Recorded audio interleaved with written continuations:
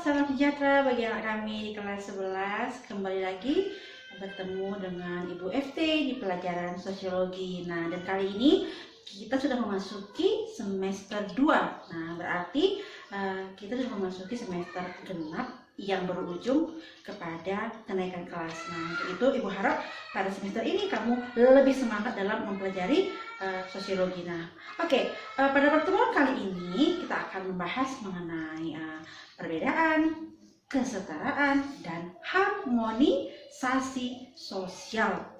Nah, pada semester lalu di akhir kita mempelajari mengenai berbagai permasalahan sosial di dalam masyarakat. Nah, dan kali ini kita akan membahas tetap mengenai permasalahan, tapi lebih terperinci mengenai perbedaannya. Nah, kita akan lebih membahas mengenai partikularisme dan eksklusivisme kelompok. Dan itu juga sudah kita singgung pada pertemuan sebelumnya di semester ganjil. Nah, untuk itu seperti biasa, persiapkan buku paketmu agar proses belajar kita bisa lebih baik dan kamu juga lebih paham, dan kamu juga bisa mencari dari sumber-sumber yang lain yang mendukung topik dari pembelajaran kita. Nah, oke, untuk itu persiapkan dirimu. Baik, pada pertemuan kali ini kita sudah masuk di semester 2 ya, seperti yang Ibu singgung barusan. Nah, kali ini kita akan membahas mengenai perbedaan, kesetaraan, dan harmoni sosial. Nah, perbedaan. Ada nggak manusia yang benar-benar sama?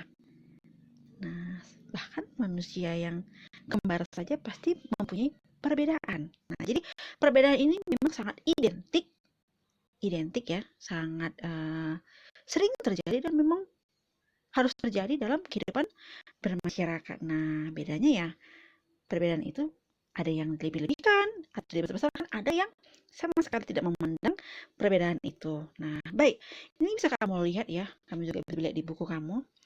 Dalam slide ini juga ada perkumpulan ya, ada beberapa orang dalam sebuah acara. Nah, dalam kegiatan Car Friday atau CFD, berkumpul banyak orang yang berasal dari berbagai suku bangsa, kelas, dan ras yang berbeda. Nah, berarti di sini terjadi perbedaan. Nah, baik secara horizontal maupun secara vertikal. Nah, kalau dalam masyarakat itu memang terdapat perbedaan. Itu jelas ya, atau ketidaksamaan sosial. Nah, ketidaksamaan sosial terdiri dari ketidaksamaan sosial secara horizontal dan vertikal. Nah, kalau berbicara mengenai horizontal berarti tarik garis lurus dari kanan ke kiri atau dari kiri ke kanan. Nah, berarti sejajar. Nah, sedangkan perbedaan secara vertikal kebalikannya. Nah, garis itu ditarik dari atas ke bawah atau bawah ke atas. Nah, berarti dapat kita simpulkan, ketidaksamaan sosial horizontal adalah perbedaan antar individu atau kelompok, namun tidak menunjukkan adanya tingkatan lebih tinggi atau lebih rendah. Nah, kamu bisa ingat ya, apa itu diferensiasi sosial? Mungkin belum mendalam, tapi sudah pernah Ibu singgung itu. Nah, bahwa diferensiasi sosial berarti pengelompokan masyarakat ke dalam kelompok-kelompok sosial tetapi secara horizontal ataupun sejajar. Nah, sedangkan ketidaksamaan sosial vertikal adalah perbedaan antar individu atau kelompok yang menunjukkan adanya tingkatan lebih rendah ataupun lebih tinggi.